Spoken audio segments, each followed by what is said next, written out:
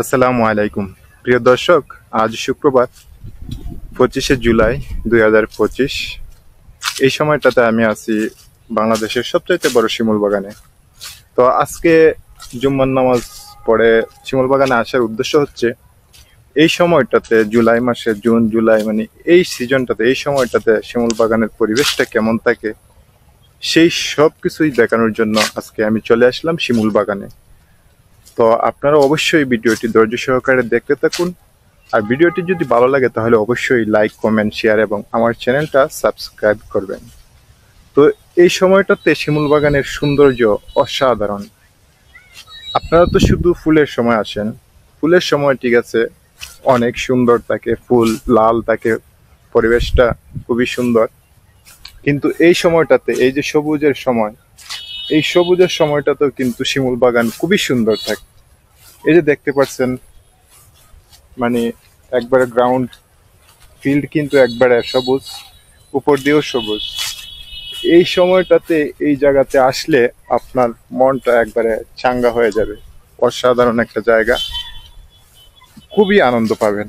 তার পাশেই হচ্ছে মেঘালয় পাহাড়, বিশাল বড় বড় পাহাড়, আর জাদুকাটা নদী, বারেক টিল্লা।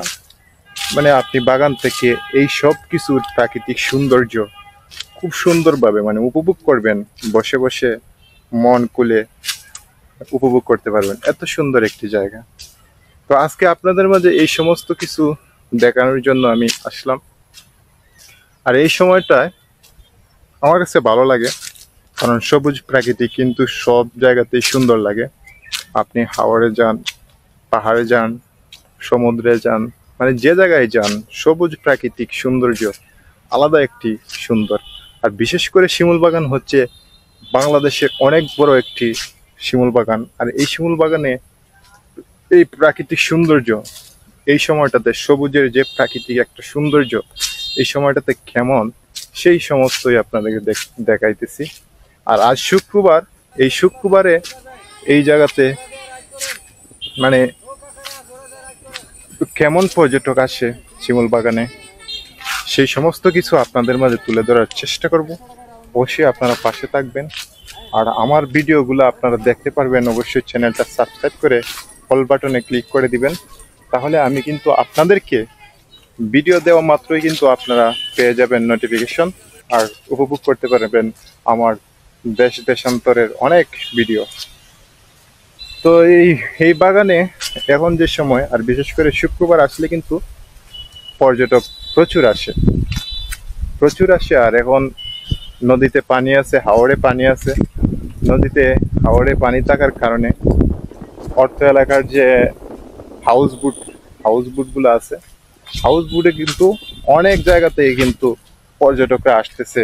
এই জাদুকাটা নদীতে আইসা তারা রাত্রি যাপন করতেছে, আর শিমুল বাগানের সৌন্দর্য উপভোগ করতেছে।